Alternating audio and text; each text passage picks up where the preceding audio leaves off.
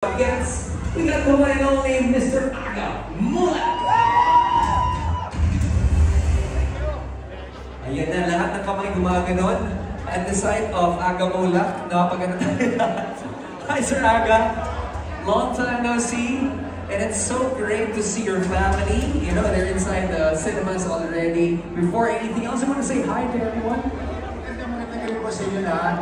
First, I'm just happy to be part of the 50th Film Festival. And also, I want to thank you.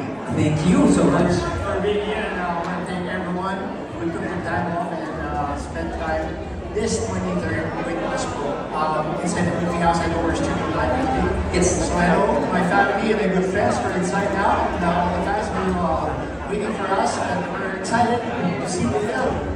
I remember vividly, Sir Aga, a couple of months ago, nasabi mo kasi na hindi na ako makatulog. Sana December 23 or 25 na, and now here we are. Ano ba ang nangingibabaw sa puso mo? Ano ba tumatakbo sa isipan niyo?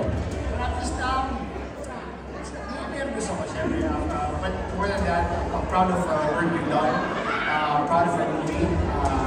Again, I'm excited because we haven't seen it yet. The first time namin mapapanood kasama ng po yung lahat, pelikula namin on United. So I'm excited and super awesome. Eto na, hindi na talaga kami makapaghintay sa pagsisimula ng pelikula. Napalapa po natin, Mr. Aga Mulak. We're gonna be seeing